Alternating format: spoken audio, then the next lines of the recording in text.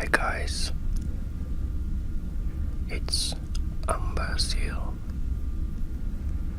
Welcome to my new series where I am going to present you all the lore and broad overview of various World of Warcraft classes. We are going to start with Warlocks. There is a lot to be said about this particular class, so please sit back, relax, and enjoy.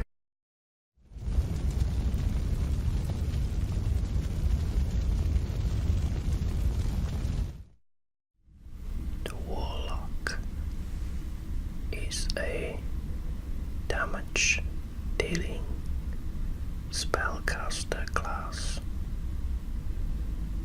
known for their wide range of debuffs and damage over time effects. Warlocks are also recognizable by their demonic minions used to deal damage to foes, as well as to provide both offensive and defensive utility. Warlocks are magical practitioners that seek to understand darker, spell-based magics, including destructive spells.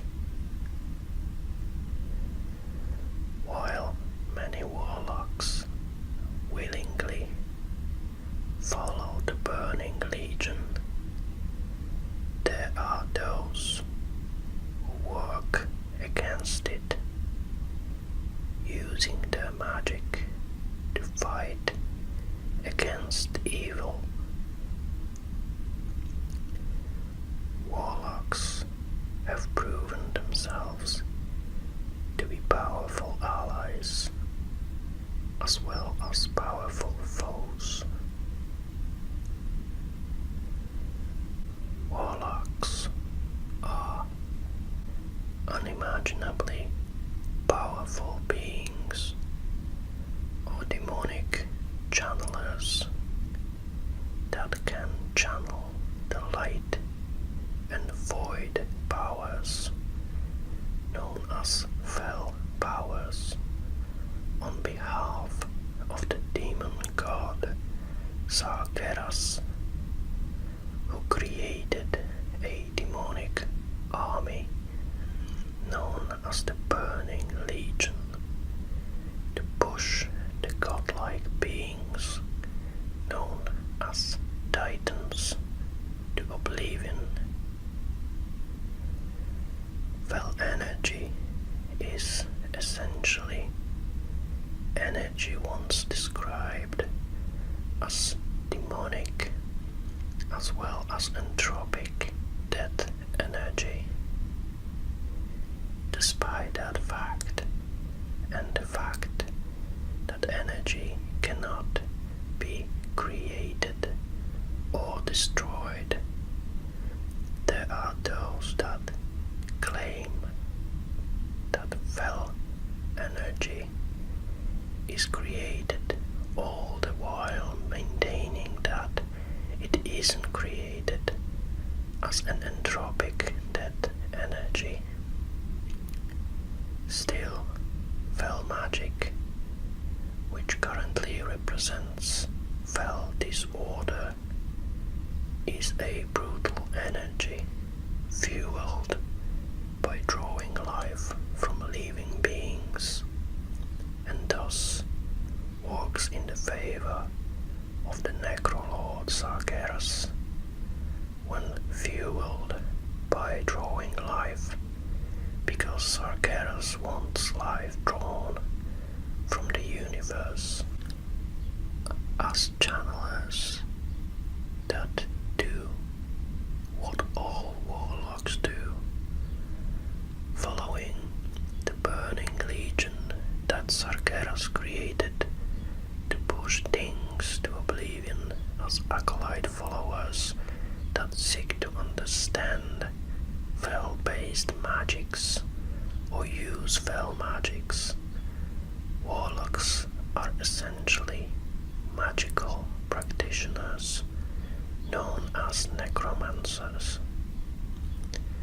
Warlocks can govern a dead titan such as Argus, command demons to police arcane magics, invoke the nether will of Dark Demon Master Sargeras, make but an insignificant sacrifice, a living necrolyte or two, in exchange for fueled fel powers that work in the favor of Sargeras, raise the dead with soul stones, and spread fel contagion such as fel plague, and use the chaotic fel powers that bind the myriad worlds together. Sacrificial magic was considered the greatest violation of life, and the Titans had hounds instantly attuned to punish those who delved into such sorcery, police the use of arcane magics.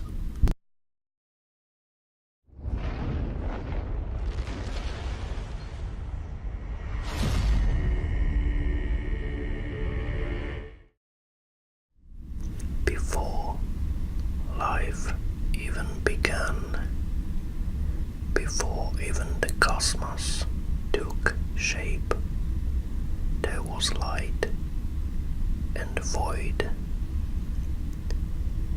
In the form of a boundless prismatic sea, the light swelled across all existence. The ocean of light was dynamic and ever shifting, yet as it expanded, some of its energies faded and dimmed, leaving behind pockets of cold nothingness. From the absence of light in these spaces, a new power coalesced and came to be. This power was the void, a dark and vampiric force driven to devour all energy, to twist creation inward, to feed upon itself. The void quickly grew and spread its influence, moving against the waves of light.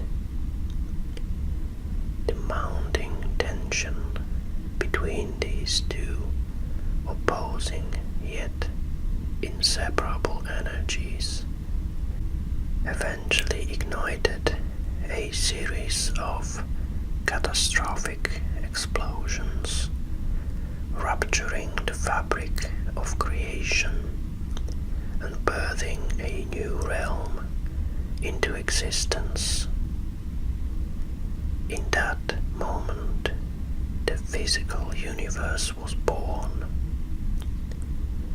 The energies released by the clash of light and void raged across the nascent cosmos, raw matter merging and spinning into primordial worlds without number. The most common forms of life to appear were the elemental spirits, primordial beings of fire, water, earth, and air. These creatures were native to nearly every physical world. Occasionally, cloud of fractured light gathered and gave shape to beings of far greater power, of far greater potential. Among them were titans, composed of the primordial matter from which the universe was born. The titans are godlike beings.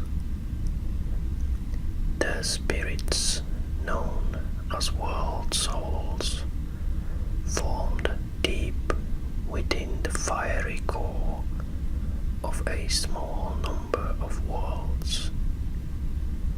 These energies suffuse the celestial bodies they have inhabited.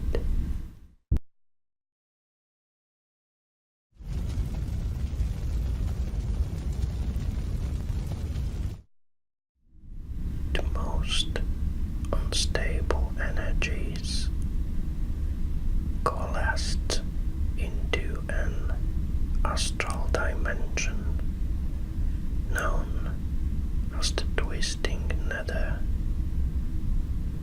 The creatures that had emerged from this realm were known as demons. They had been formed as a result of the light and void energies that had bled together at the borders of the twisting nether. The demons embraced their furious passions and reveled in pushing the boundaries of their power, heedless of the consequences. Many of these aberrations indulged in the energy that pervaded the nether.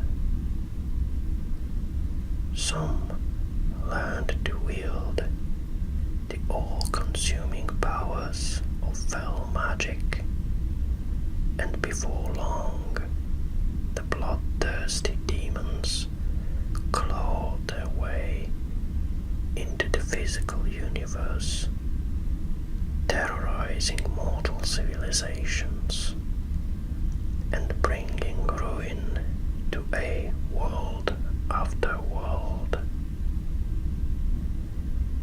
The Titans feared that the demons would disturb their quest to find and awaken world souls.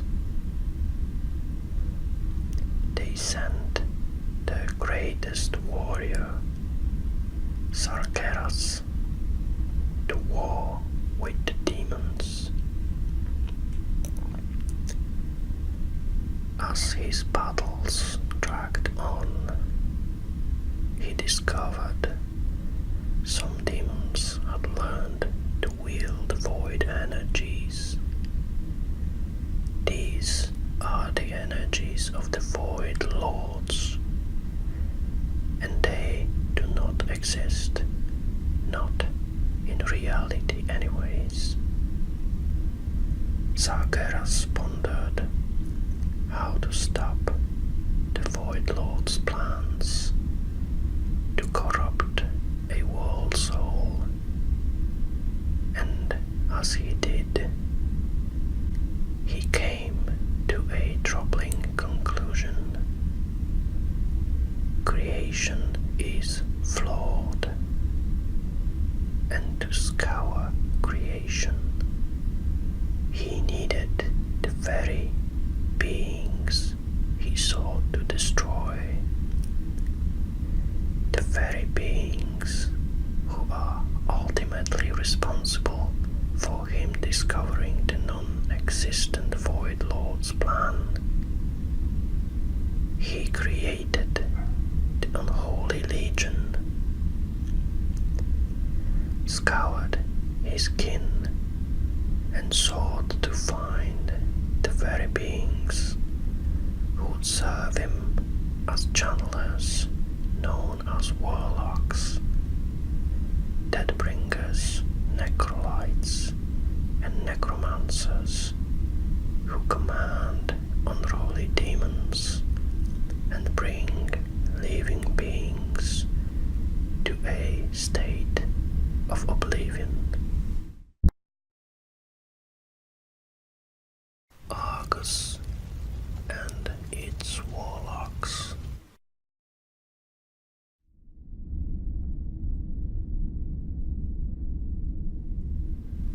Sargeras found what he wanted in the Eredar.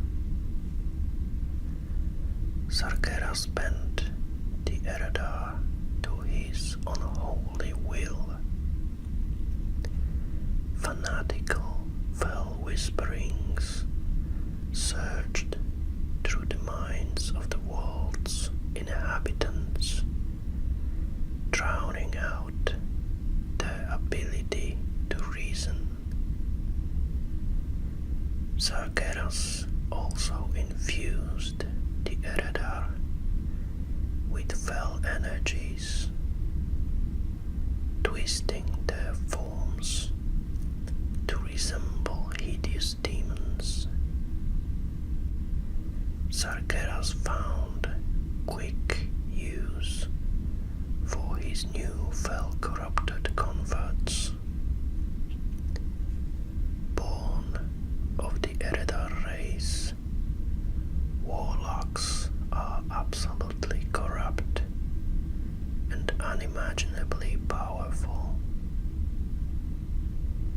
Their chaos magics have burned out whole worlds and annihilated countless species over the aeons.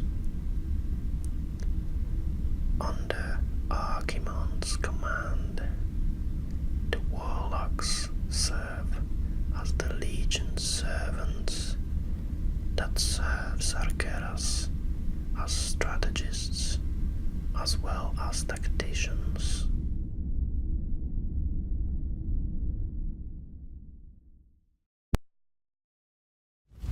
Ashara and the Highborn Mages.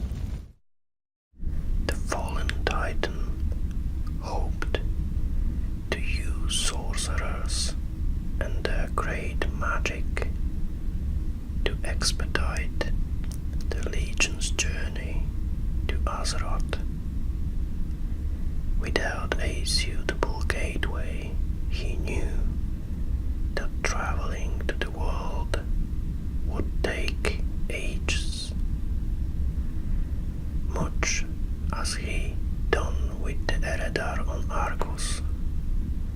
Sargeras reached out to a group of elves known as the Highborn and capitalized on their hubris. The first Highborn to hear Sargeras' call was Lord Xavius, and the power-hungry Highborn brought Sargeras to Queen Ashara's attention.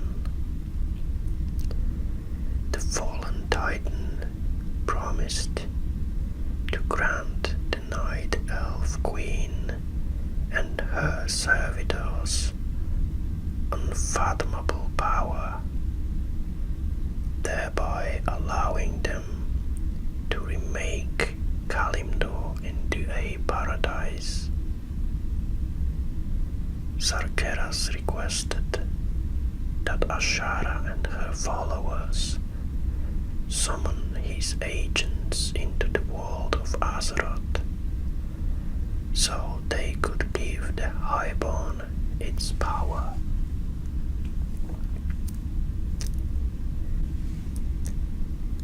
However, his scheme failed, and after his defeat at the Well of Eternity, Sargeras immediately planned his next method of infiltrating Azeroth.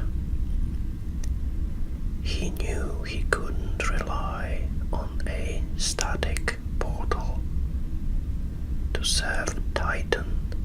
Such gateway required an astronomical amount of power, and the most promising source had been destroyed in his last attempt.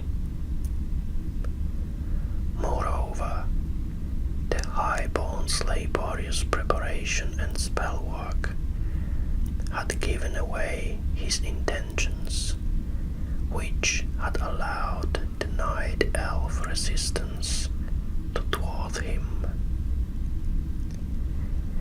If he wanted to overcome Azeroth's defenders, Sargeras needed to enter the world with minimal warning.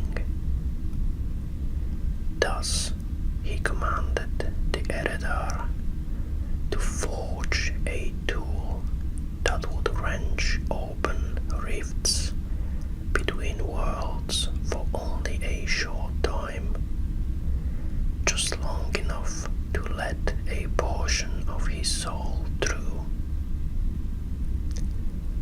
Although that meant he couldn't enter Azeroth in his most devastating form, such an instrument would clear a path for his avatar to lead the Legion's invasion or carry out subtler schemes.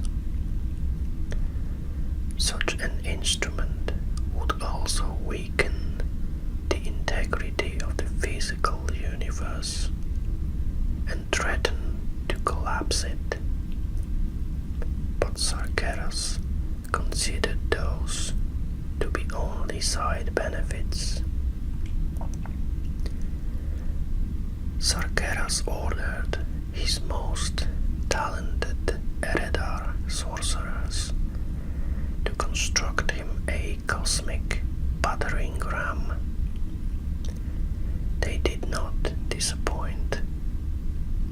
First, scores of Magi conducted dark rituals to channel countless portals into a single staff. Then they projected the empowered artifact into every corner of the great dark beyond, weaving it into the fabric of reality, creating a thread that could be pulled to unravel the seams of the physical universe at will. To fuel this monstrous undertaking, 100 warlocks sacrificed 100 demons, selecting them from among the Legion troops that had been part of the failed invasion on Azeroth.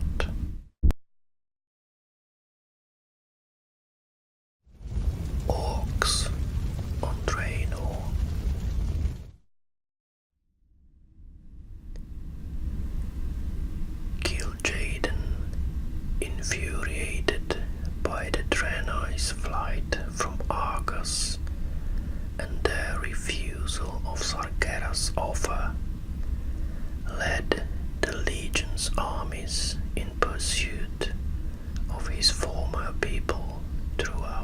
cosmos.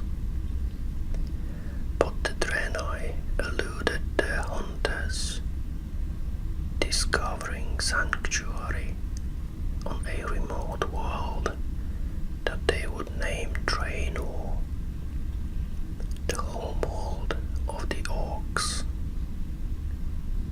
However, gul'dan eventually found Draenor and found the perfect candidate to serve him as the harbinger of the Legion, gul'dan. Gul'dan was a crippled outcast on the brink of death when he heard the whisperings whispered by gul'dan. Gul'dan promised him power, and in exchange he would serve the Legion, aiding gul'dan with destroying the Draenei. He agreed to this shadow pact, and the necromancer gul'dan then instructed gul'dan in the ways of fell magic. Gul'dan blighted Draenor, afflicting living beings with red pox plague, destroying them, and caused fear among the orcs. He eventually joined the Shadow Moon clan, becoming the shamanic apprentice of the elder shaman Ner'zhul, and was used as a conduit to coerce Ner'zhul into forming the Horde. Gul'dan eventually showed the orc Terongor fell magic, which it claimed is shamanism of a higher form, and taught Terongor how to be a warlock.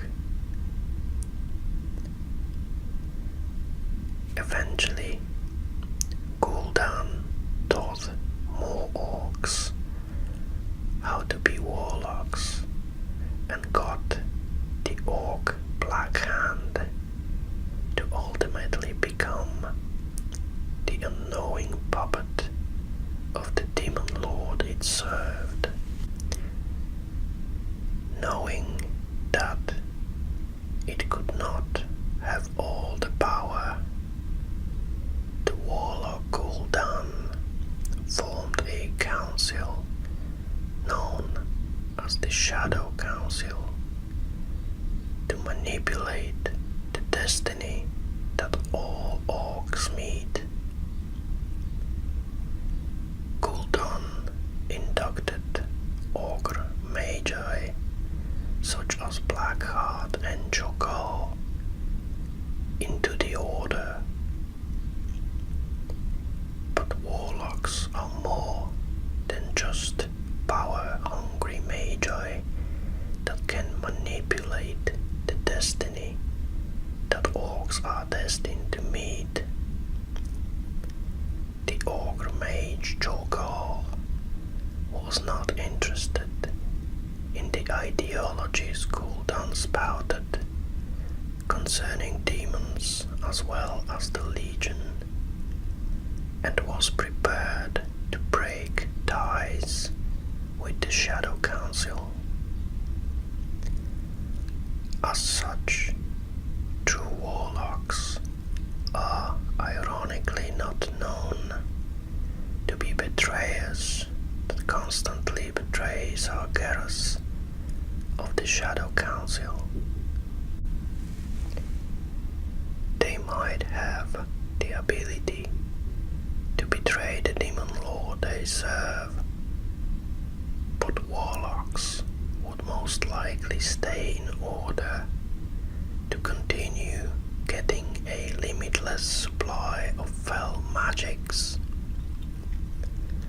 These necrolytes can ironically brighten brown orcs, transforming them into green aberrations that lust for blood, or darken pale orcs, known simply as the Pale, into green aberrations as well.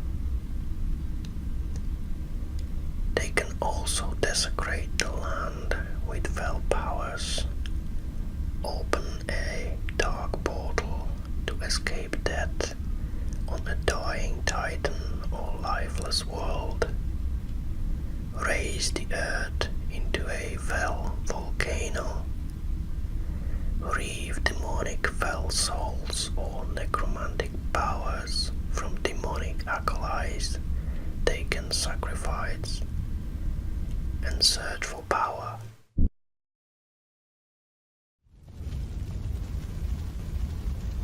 History.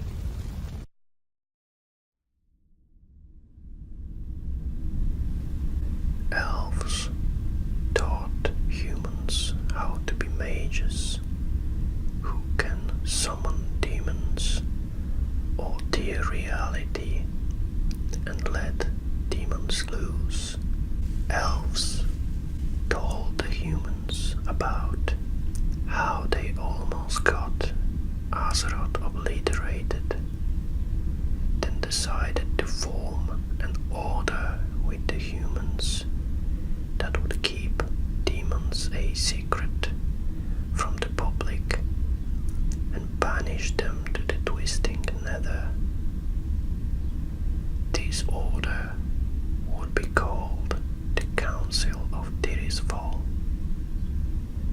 Unfortunately, Sargeras would discover the council and meddle with the guardians that swore to guard the world Azeroth. After Scavel passed away and Aegwynn was made the new guardian, Sargeras sent an avatar containing his spirit to Azeroth, then transferred that spirit to Aegwynn, possessing her. The irony is that there is any true demonologist that has mastery over demons. It is the arcanist demonologist Aegwynn, because she is possessed by the god that has mastery over the Burning Legion. Through the arcanist demonologist Aegwynn, Sargeras probably had mastery over demons such as Felguard and Observers.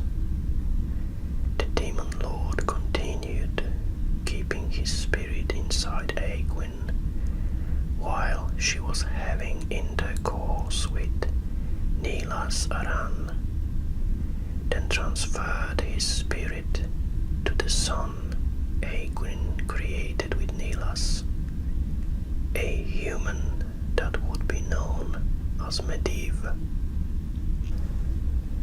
Medivh grew up into the next true demonologist and had mastery over demons. Sometime after Medivh left adolescence, the demonic servant of Sargeras, Kil'jaeden the Deceiver, went to the world Draenor and told the orc gul'dan deceits about demons as well as Legion. Gul'dan was transformed into a deceived deceiver, a demonologist that spouts the wrong ideologies concerning demons. As a demonologist, Gul'dan did not form demonic necrolytes as army or group, did not sacrifice them, then use the animating energies inside them to reanimate the dead as as undead dead knights. There is no evidence to support the claim that gul'dan was some unimaginably powerful being that has mastery over demons and passed down mastery over demons to Terongor. Gul'dan focused on non-demonic necromancy and taught necromancy to Terongor. The demonologist gul'dan was eventually abandoned by the demonic benefactors it served, but was then contacted by Mediv. Gul'dan sensed something demonic in Mediv. He believed that this visitor was a demon who spoke on behalf of Sargeras, even though he was just a demonic mage possessed by a demonic portion of Sargeras' demonic soul. Given that the demonologists believe that Mediv was a demon, it is likely that the demonologist taught this belief to every other warlock it trained. Eventually, gul'dan entered a coma while probing Mediv's mind, and eventually disavowed the connection with the benefactors who had taught the orcs fell magic, claiming to Doomhammer that they had betrayed and abandoned him. After the demon god Sargeras had commanded the demon lord gul'dan to reconnect with gul'dan, the demon lord once again promised the warlock power if he followed the religion's will. It is stated that gul'dan had every intention of making good on his promise, but gul'dan did not trust him. He had grown tired of serving as the Legion's pawn. Though gul'dan feigned obedience, he plotted betrayal. The warlock had hidden his intention well from the demon lord, but both gul'dan and Sargeras eventually found out about his betrayal. Gul'dan eventually raised the tomb of Sargeras and died the demons who flayed him alive at Sargeras' command.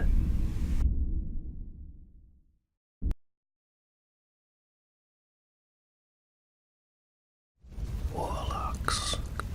Specializations. Affliction.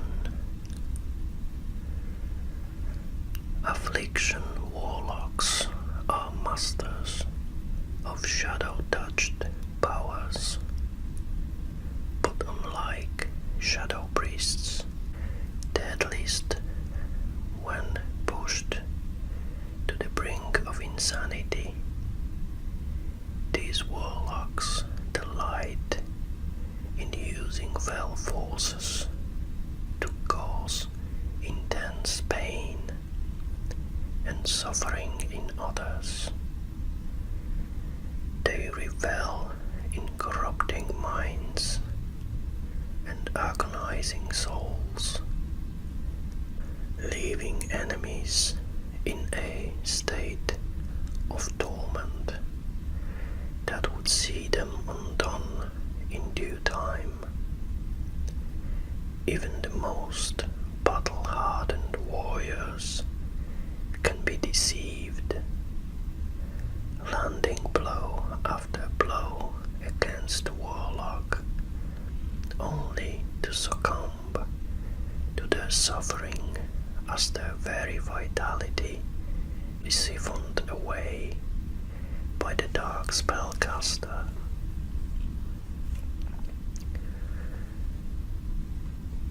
Affliction warlocks, indulging in fell energies that wither away their life force over time.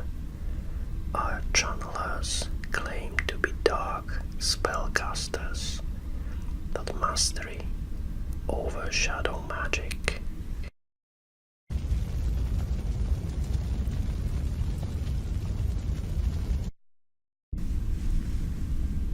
Destruction. Warlocks who command the power of destruction favor incantations of pure chaos and aggression in battle. In this regard, they would find a stronger kinship with fire mages than warlocks of other disciplines, if not for their propensity to make use of magic deemed detestable by all mage orders. The Destruction Warlock is well versed in discharging a dizzying array of shadow, fell, fire, and chaos magics upon opponents that rattle souls and conflagrate bodies. They require little motivation for the havoc they wreak, happy to revel in the destruction they cause, thrilled at any opportunity to watch the world erupt in discord around them.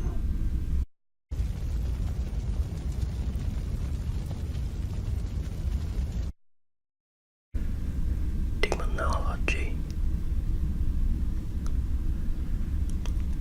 By their very nature, demons are leeches on the living universe,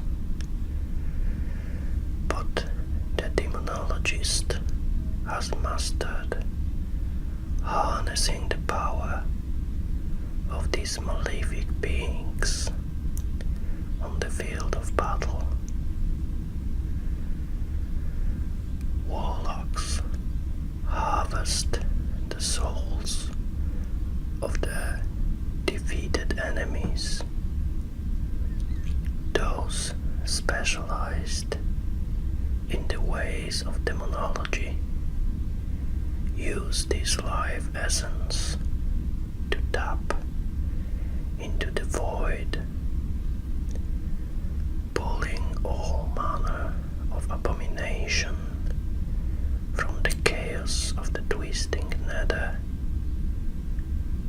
While such practice is often considered by outsiders to be wicked and reckless, the demonologist maintains absolute control over the summoned creatures.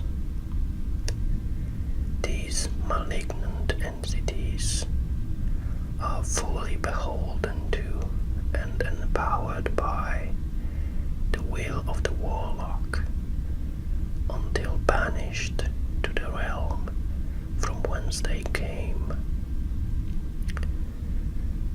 Although demons, if they are real, are astral entities from the astral dimension known as the twisting nether, rather than really real experiments that can be formed by making the divine light and void doing something at the borders of the twisting nether, and demonologists are not really scientists that can form demons as a result by making the divine light and void do something, or by using twilight portals to summon them into existence. The term demonology exists as a term that shouldn't exist, yet does. Demons are from an astral dimension, fundamentally separate from As such, world-inhabiting arcanists cannot know about demons until demons make demonic existence known to them, or until they discover demons. Because demons are entities that truly have mastery over demonic powers, they are the ones that would gift demonologists with the ability to channel demonic powers during a demonic pact or in exchange for demonic servitude.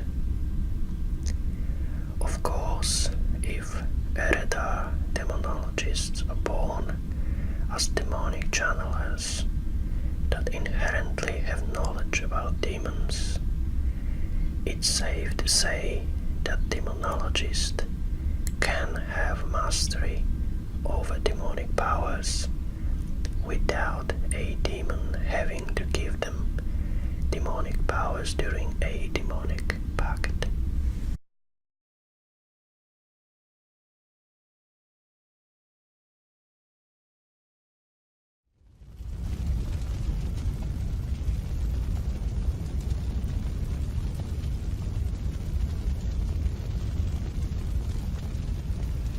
Demonic minions. Fell hunters. Fell hunters seem to be the physical manifestation of fell disorder. They are creatures out of fell nightmare, bodies of fell flesh, and twisting tendrils that devour energy like a dark and vampiric void within the worlds of the Great Dark. These malignant entities can and do serve warlocks, and they seem to exist only to transform the worlds they infest into places of despair and lifelessness. Fell hunters feed on the arcane energy, an energy that fell energy is counteracted by. Volatile arcane energies, the lifeblood of a nascent titan, are the energies of the twisting nether, and so the warlocks, fell hunters, presumably reside in the twisting nether, searching for arcane energy to feast upon, or travel in between the twisting nether and the physical universe. Imps. Imps are former Grail that have been sucked into the twisting nether by demonic fell forces, then obliterated by an implosion, and thus remade as intangible demons. Imps derive power from the fell energies that pervade the nether. An imp can be hit with a fell bolt that transforms the cackling monster into a pool of bubbling slime, which means that imps are not immune to destruction from the highly destructive fell magic. Infernals. Warlocks can summon many demonic soldiers to destroy their enemies. The powerful Infernal is just one of these. Infernals seem to be constructed fell elemental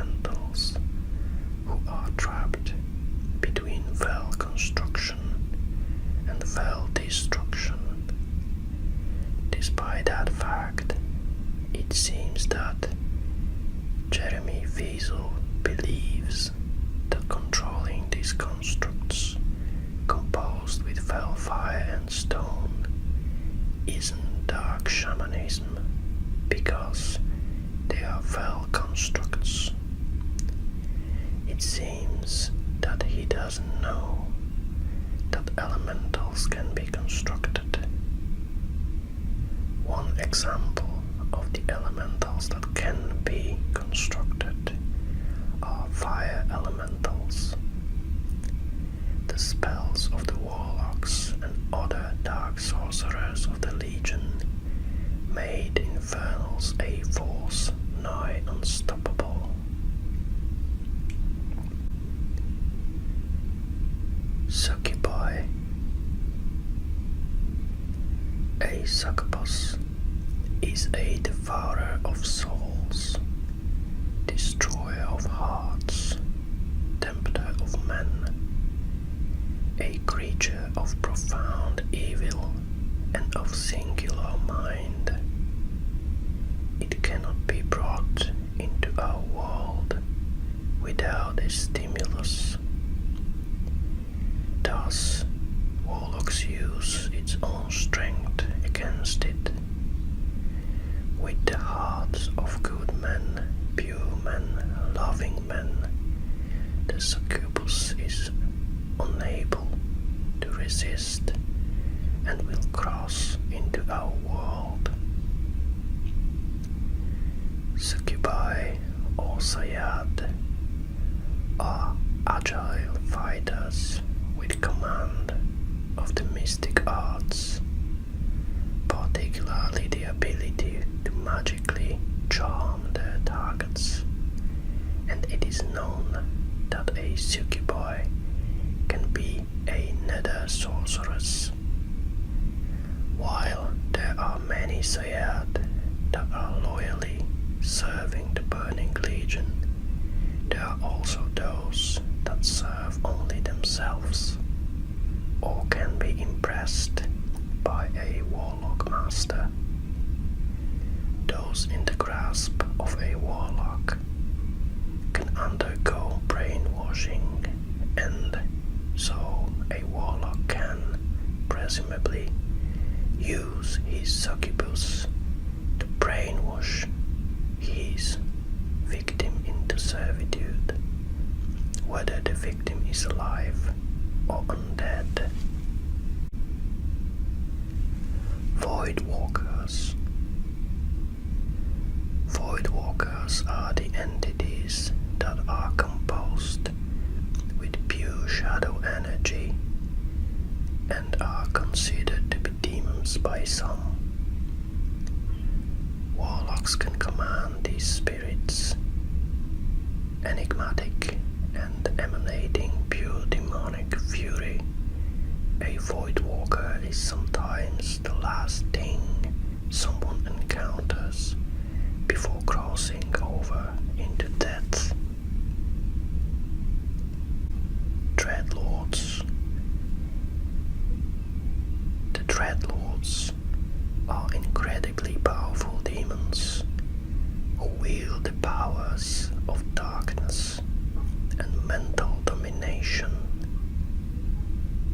The Dreadlord marks the pinnacle of his dark powers with the devastating ability to summon a fiery infernal with the infernal spell. At his call, the infernal will streak down from the sky, stunning and wounding forces when it crashed to the earth. The infernal, engulfed in the searing flame, will then rise to do the Dreadlord's bidding, as if a corpse rising from the ground.